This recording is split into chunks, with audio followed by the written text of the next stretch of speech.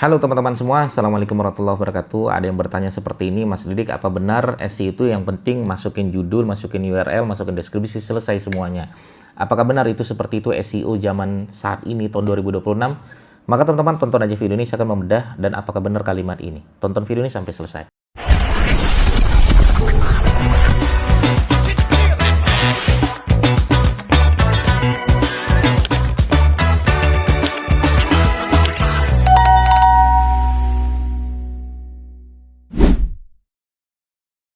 Oke ya, teman-teman sekalian ya, banyak sekali yang mention saya, terutama di Facebook ya, atau di Instagram begitu, mereka mengatakan SEO kan yang penting masukkan aja judul, URL, deskripsi, tag, apalah ya, hashtag, dan lain sebagainya ya. Maka saya bilang tidak, saya tegaskan sama teman-teman sekalian, saat ini itu tidak berlaku 100% ya. Jadi SEO itu bukan, udahlah masukin judul, masukin di URL, masukin deskripsi, selesai. Nggak ada. Itu sejak kapan ada kalimat seperti itu? Nggak ada. SEO itu nggak sesimpel itu, teman-teman. Kalau emang seperti itu ada, kenapa teman-teman tidak nembak kata kunci jasa pembuatan website? Sudah masukkan judulnya jasa pembuatan website, sudah masukkan URL-nya jasa pembuatan website, sudah masukkan deskripsinya, sudah masukkan tag-nya, selesai. Nggak. Tunjukin sama saya kata kunci mana yang bervolume yang menang, yang kuat dengan menggunakan teknik itu saja.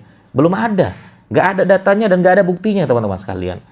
Maka jangan pernah teman-teman mempercayai sesuatu kalimat yang tidak ada buktinya. Ya, yang tidak ada terbukti. Kalau tidak ada bukti, jangan percaya. Kan begitu.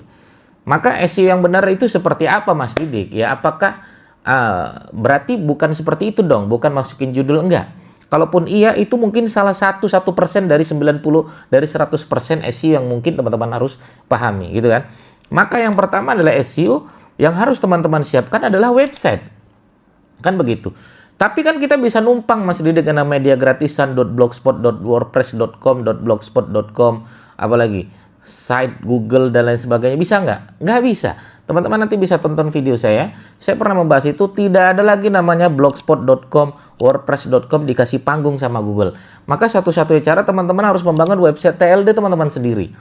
.com, ya misalnya saya bangun sebuah perusahaan, anggaplah perusahaannya adalah produsen pupuk misalnya, sudah produsen pupuk dolomit, sudah produsen pupuk dolomit.com, pastikan .com, .id, .co.id. Nah, itu yang mudah dikasih panggung oleh Google. Tapi kalau .blogspot.com, .wordpress.com itu tidak bisa dikasih panggung lagi oleh Google. Mau sekeras apapun teman-teman optimasi SEO, tidak akan pernah dikasih panggung lagi oleh Google. Itu harus dipahami, teman-teman. Oke, itu yang pertama. Yang kedua adalah website tersebut harus didesain dengan baik. Tampilannya bagus, ada headline, ada sub-headline, kecepatan websitenya bagus, ada home, ada testimoni, ya ada profil usaha, ya ada produk-produknya apa saja, kemudian blog, kemudian galeri-galerinya apa saja. Sampaikan di website tersebut semaksimal mungkin dan sekomplit mungkin, sejelas mungkin. Ya, itu website.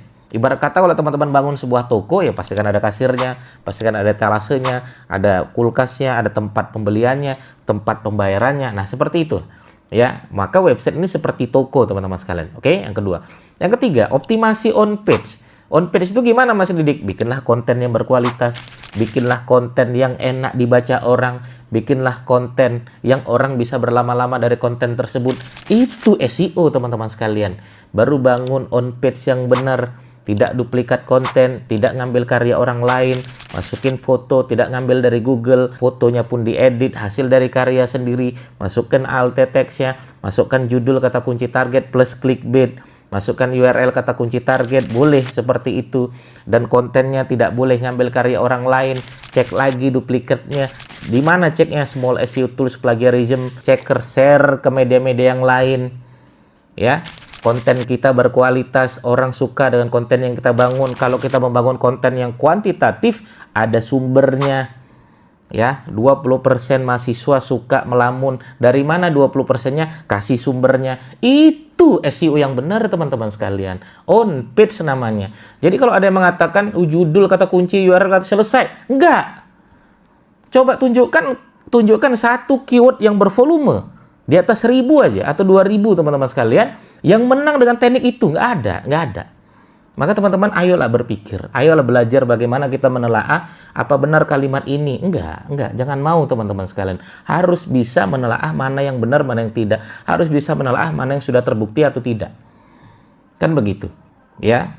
Kita sebagai praktisi SEO ya kita analisis semuanya dan kemudian tiap tahun berubah-berubah algoritma kita sampaikan di channel YouTube ini biar teman-teman belajar, biar teman-teman tahu mana yang benar, mana yang salah, mana yang kira-kira ya yang sudah terbukti, yang tidak terbukti. Nah, itu SEO on page dibangun dengan baik dan benar, tidak duplikat konten, tidak ngambil karya orang lain.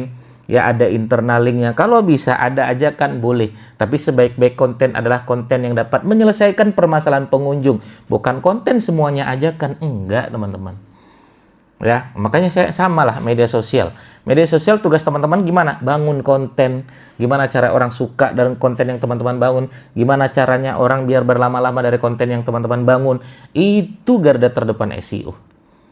Jadi kalau ada yang mengatakan sekedar ini, sekedar enggak, teman-teman sekalian, saya tegaskan enggak ya. Oke, itu yang ketiga ya, yang ketiga. Baru yang keempat ya, setelah kita bangun konten, yang keempat nih komitmen konsisten. Bangunlah konten komitmen konsisten. Hari ini satu, besok satu, lusa satu. Ya, tidak nyepam. Ya, dulu mungkin 2014 nyepam ya boleh. Sekarang teman-teman hindari dong nyepam karena tidak disukai oleh Google. Nah, bikinlah konten-konten yang seperti itu yang disukai oleh Google. Oke, komitmen konsisten. Ya, kalau bisa emang sesuai kaidah on page yang benar. Baru yang kelima kita main backlink. Backlink itu pun setelah lalu lintas trafficnya bagus, setelah trafficnya bagus, setelah kunjungannya juga stabil gitu kan, terjadi peningkatan lalu lintas traffic yang baik, kontennya juga aman-aman saja, baru teman-teman bangun namanya backlink. Kenapa? Karena backlink ini bisa menjadi madu, bisa menjadi racun. Kalau menjadi madu, kalau lalu lintas traffic sudah bagus, sudah dikasih sinyal oleh Google, sudah terindeks oleh Google, barulah kita kasih backlink. Dan backlink yang baik adalah backlink media nasional, teman-teman sekalian.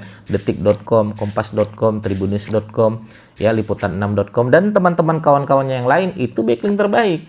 Karena backlink, sebaik-baik backlink adalah backlink yang sudah memiliki traffic yang baik. Ya, dia sudah memiliki pengunjung gitu kan. Baru dia ngasih backlink bagus gitu. Tapi kalau backlinknya nggak jelas, ya spam itu juga bermasalah. Makanya sekarang saya tidak menyarankan teman-teman pakai ping service.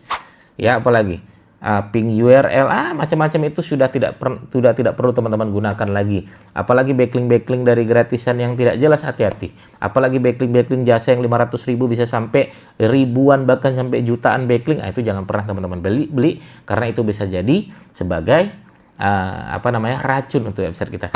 Terima kasih teman-teman sekalian, itu jawaban dari saya. Jadi tidak benar kalau ada yang mengatakan udah sekedar judul kata kunci, URL kata kunci, tag kata kunci dan lain sebagainya. Itu tidak benar, bukan seperti itu kaidah SEO yang benar. Ya, terima kasih teman-teman sekalian. Bagi teman-teman bertanya, silakan langsung aja bertanya di kolom komentar kami. Assalamualaikum warahmatullahi wabarakatuh. Bye bye.